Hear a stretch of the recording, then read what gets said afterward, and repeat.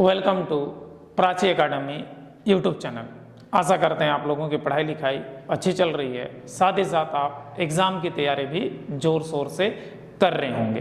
पिछले क्लास में हम लोगों ने स्पीड का डिटेल स्टडी किए थे, जिसमें हम लोगों ने uniform speed, non uniform speed, साथ ही साथ एवरेज स्पीड का भी डिटेल से स्टडी के साथ ही साथ उसका न्यूमेरिकल्स भी देखे, जिसमें से आप सभी स्टूडेंट्स का बहुत सारा प्यार मिला। उसके लिए सभी स्टूडेंट को थैंक्स। और जो स्टूडेंट इस चैनल में नए हैं, चैनल को सपोर्ट करने के लिए चैनल को सब्सक्राइब और वीडियो को लाइक कर दीजिए। चलिए टॉपिक को हम लोग कंटिन्यू करते हैं। तो स्पीड के बाद जो नेक्स्ट पॉइंट आता है मेरे भाई, वो वेलोसिटी का आता है। तो पिछले क्लास में आप अगर देखे होंगे वीडियो, तो उसमें हमने स्पीड का एक डिफिनेशन बताया था। तो स्पीड का जो डिफिनेशन हमने बताया था, उसमें क्या था? Distance covered by unit time, distance covered by unit time, ठीक है, दैट इज कॉल्ड स्पीड। अगर इसमें एट सर्टेन डायरेक्शन लगा दोगे तो ये आपका वेलोसिटी का डिफिनेशन बन जाएगा, क्योंकि डायरेक्शन आ गया मतलब जो डिस्टेंस होगा वो आपका डिस्प्लेसमेंट में चला जाएगा, क्योंकि डिस्टेंस और डिस्प्लेसमेंट के बारे में भी पिछले क्लास में आपको हम बता चुके हैं ना मेरे भाई। तो अगर इसका डिफिनेशन देखना है कि वेलोसिटी का, तो सिंपल है, distance covered by, distance covered by unit time, covered by unit time eight certain direction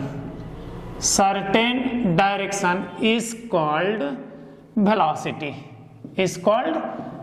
velocity. तो यहाँ पे डिस्प्लेसमेंट और टाइम की बात हो रही है। डिस्प्लेसमेंट और किसकी बात हो रही है? टाइम की बात हो रही है।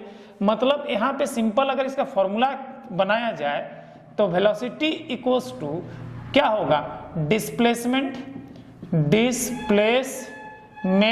बाय टाइम होगा। डिस्प्लेसमेंट बाय क्या होगा? टाइम होगा। यहाँ पे velocity equals to displacement by time होगा। अब यहाँ पे डिस्प्लेसमेंट को एस से डिनोट करते हैं और टाइम को टी से डिनोट करते हैं, ठीक है। तो भाई अगर इसका डायमेंशन फॉर्मूला देखा जाए, डायमेंशन किसका? वेलोसिटी का, तो बहुत ही सिंपल है। डिस्प्लेसमेंट एक फंडामेंटल क्वांटिटी है जो लेंथ में जाता है, तो डिस्प्लेसमेंट का डायमेंशन क्या होगा? एल होगा, और टाइम का डायमेंशन टी होगा। तो अगर वेलोसिटी का डायमेंशन देखा जाए तो बहुत ही सिंपल है मेरे भाई, ध्यान दीजिएगा, एम नॉट एल टी ऊपर चला जाएगा तो -1 हो जाएगा। तो ये आपका क्या है? वेलोसिटी का डायमेंशन निकल गया, इजीली डन हो गया। देखिए यहाँ पे अब इसका अगर एसआई यूनिट की बात करें, तो अगर आपको डायमेंशन पता है, तो आसानी से आप एसआई यूनिट निकाल सकते हैं। थोड़ा बहुत कभी कब गड़बड़ होता है? जब सप्लीमेंट्री क्वांटिटी आ जाती है। तो इसमें तो कोई ऐसा सप्लीमेंट्री क्वांटिटी है नहीं मेरे भाई, ठीक है। तो सीधी सी बात है, इसका अगर एसआई यूनिट की बात करें तो बड़ा ही सिंपल होगा एसआई यूनिट, ठीक है, ध्यान दीजिएगा, वो हो जाएगा मीटर पर सेकंड। इसका एसआई यूनिट हो जाएगा किसका? वेलोसिटी का एसआई यूनिट मीटर पर सेकंड हो जाएगा। अब रही बात, ये स्केलर है कि वेक्टर, क्योंकि इसमें डायरेक्शन इंक्लूड है, हमारा सर्टेन डायरेक्शन बोल रहा है, इसका मतलब इट इज क्या होगा? Vector quantity. ये कौन सा क्वांटिटी है हमारा? एक वेक्टर क्वांटिटी है। क्लियर हो गया? अब सवाल उठता है यहाँ पे, ये तो एक नॉर्मल डिफिनेशन था वेलोसिटी का। अगर इसको थोड़ा सा दूसरे सेंस में देखा जाए, ठीक है, तो if any object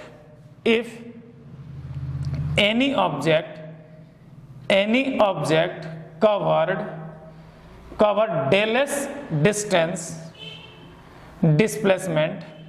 displacement at time del t, तो यहां पे जो वेलोसिटी आएगा v इक्वल्स टू, ये क्या होगा? del s by del t होगा। del s by del t, इस एलिमेंट्री डिस्प्लेसमेंट बाई ये होगा। तो अब यहां पे अगर डेल टी जीरो कभी नहीं होगा, अगर डेल टी अगर जीरो हो जाता है, टाइम अगर जीरो होगा, तो डिस्प्लेसमेंट तो होगा नहीं, मैंने सेटिस्फाइड करेगा नहीं हमारा, ठीक है। तो इफ यहां पे लिख सकते हैं, ठीक है ना, v equals to limit del T tends to 0 del S by del T, that is called v equals to ds बटा dt। v इक्वल्स टू क्या होगा? ds बटा dt।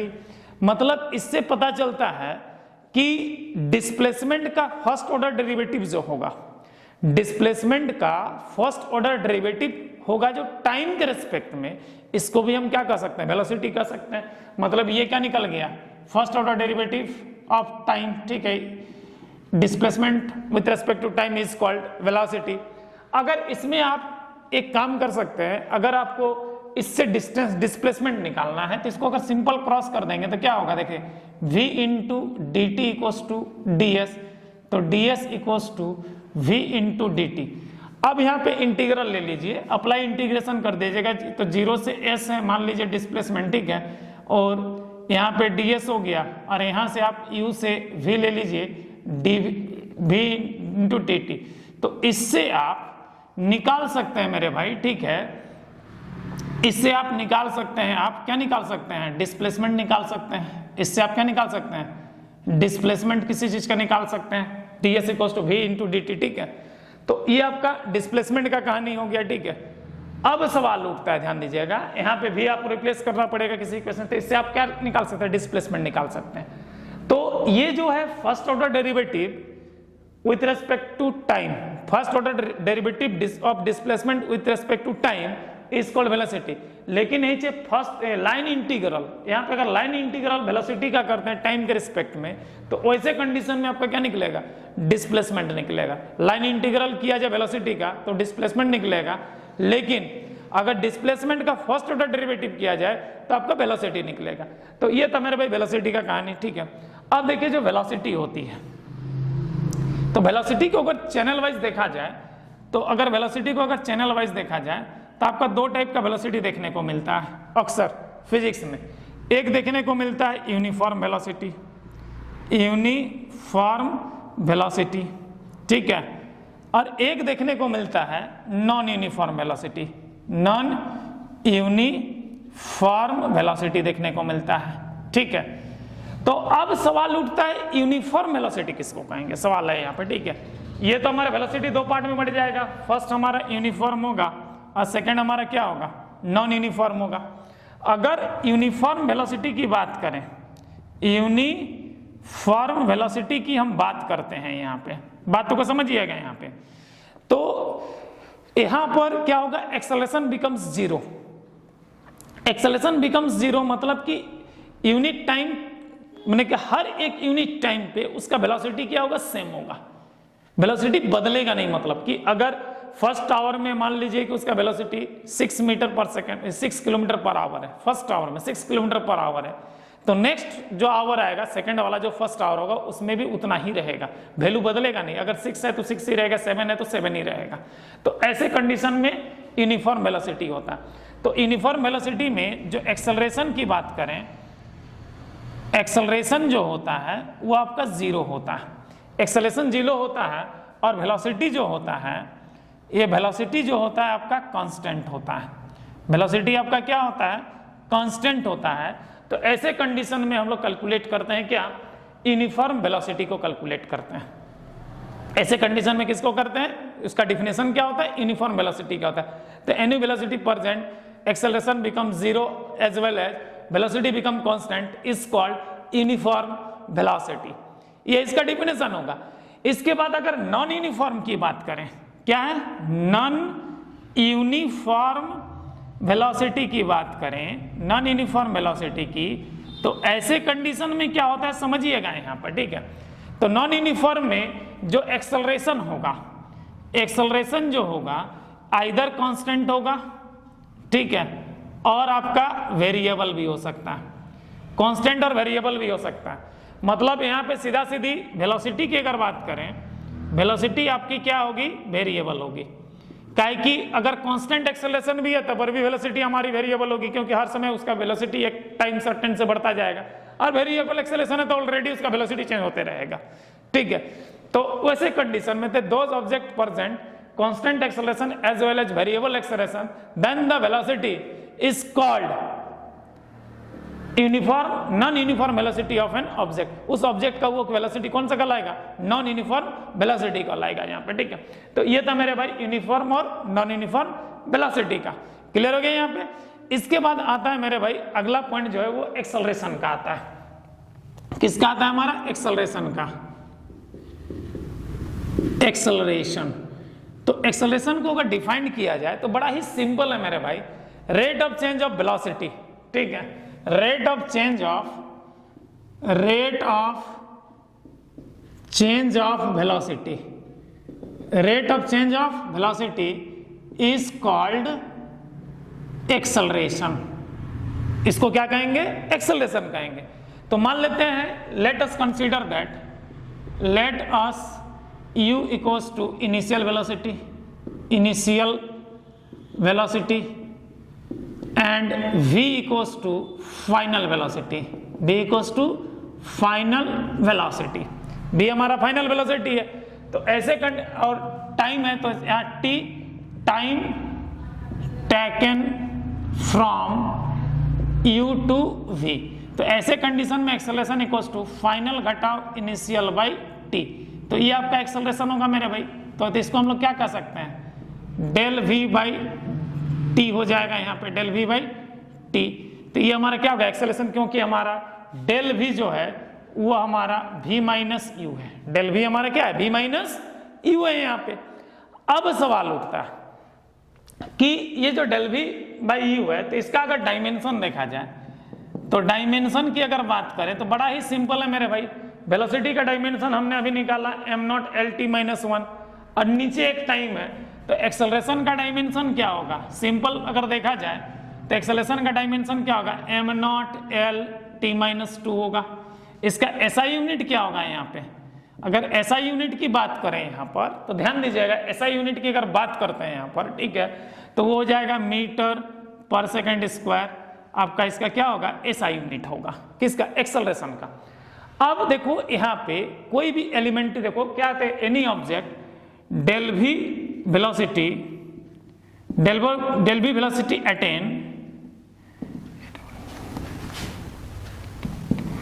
Attend by del t time.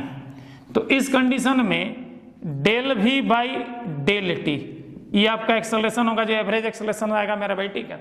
अगर ही acceleration में a equals to limit del t tends to 0 कर दिया जाए, तो ये क्या हो जाएगा मेरे भाई? यहाँ पे del v by del t that is called dv by dt।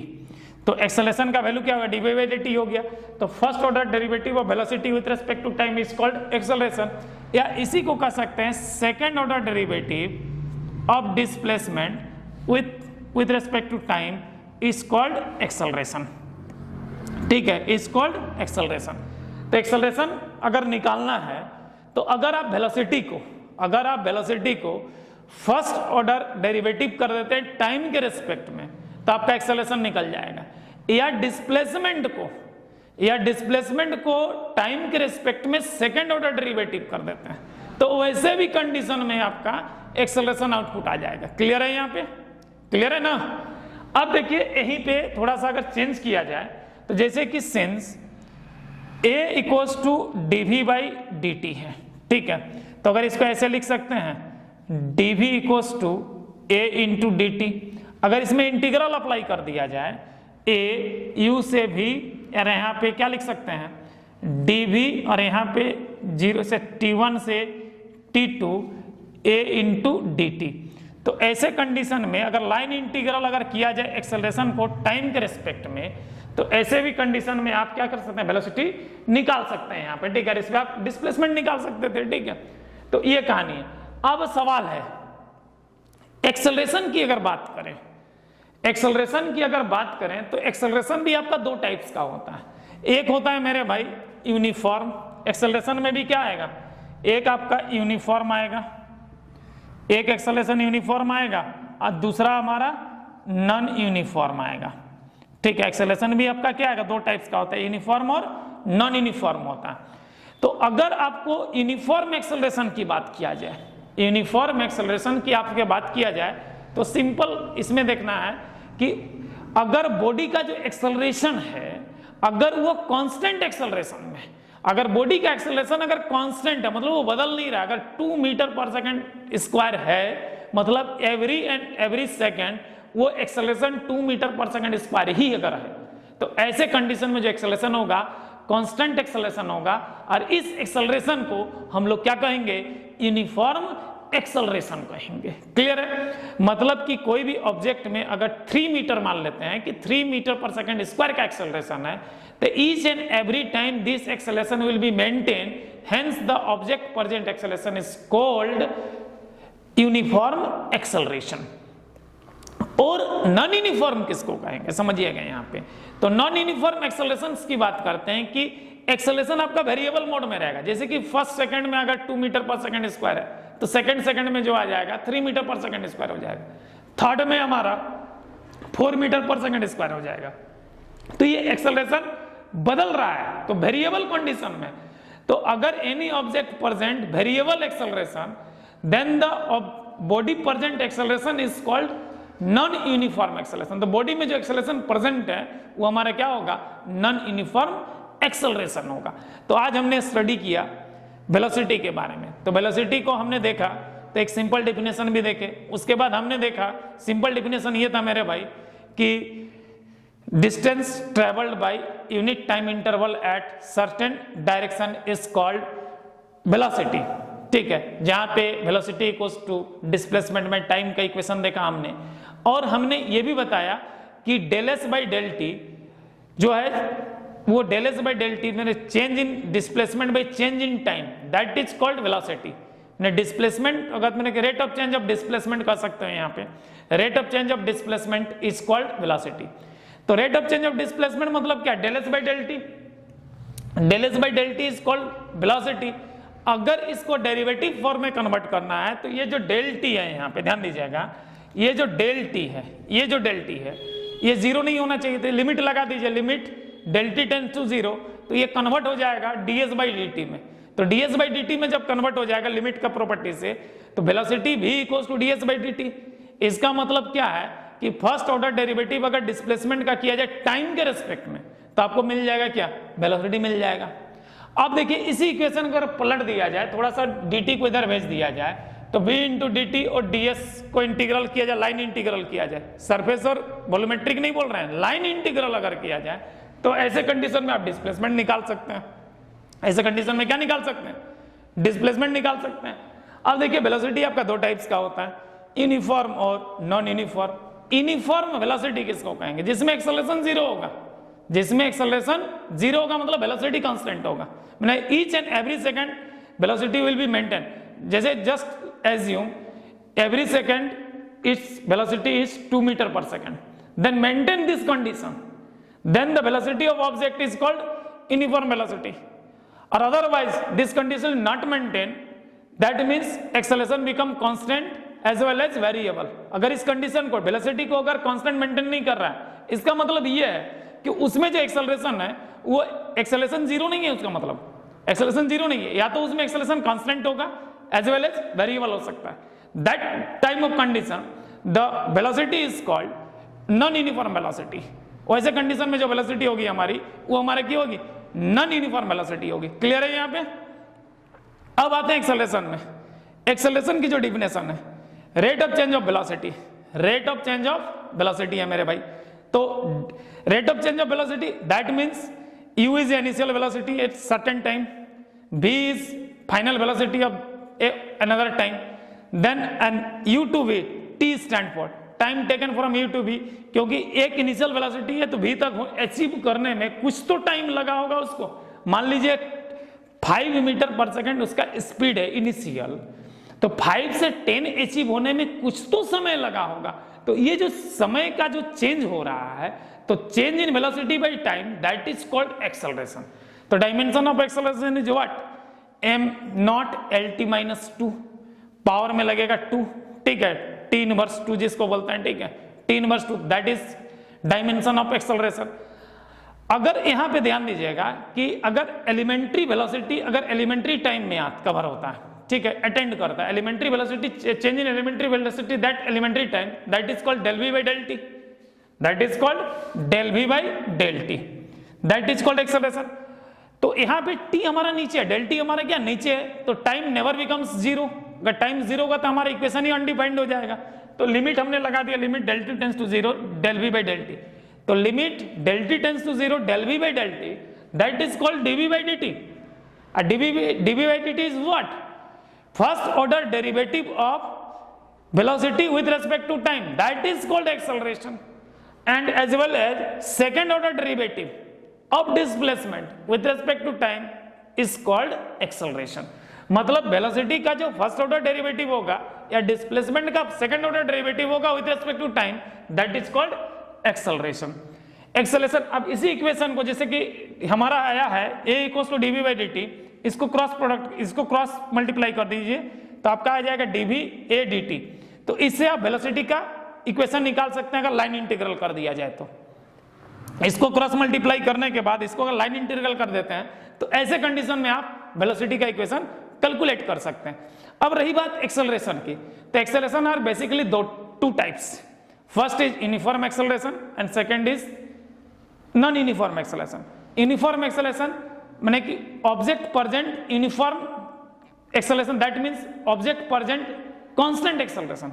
Any object present constant acceleration, that means any object at maintain suppose 2 meter per second square acceleration, presents 2 meter per second square acceleration, then this acceleration maintain every condition, not changed. 2 meter per second square acceleration maintain every time interval, this value is not changed, that is called constant acceleration. And constant acceleration present any body, then the acceleration of body is called uniform acceleration. That acceleration is called uniform acceleration. And suppose that any body present acceleration is 2 meter per second square, but this acceleration will change in certain time interval, and each and every certain time this value will be changed. 2 meter per second it will be changed. Suppose 5 minutes value will be attained 5 meter per second square, the value will be changed. That means acceleration is variable, acceleration present in variable in object. That time of condition object present in acceleration is called non uniform acceleration. तो ये था मेरे भाई आज का हमारा velocity और acceleration का डिटेल कॉन्सेप्ट. नेक्स्ट क्लास में हम लोग इसका इक्वेशन को लेकर के आएंगे, तब तक इसको आप नोट डाउन कर लीजिएगा. आशा करते हैं कि आज का क्लास आप लोगों को अच्छा लगा. अगर अच्छा लगा है तो इस चैनल को सपोर्ट करने के लिए चैनल को सब्सक्राइब और वीडियो को लाइक कर दीजिए. जय हिंद, जय संविधान.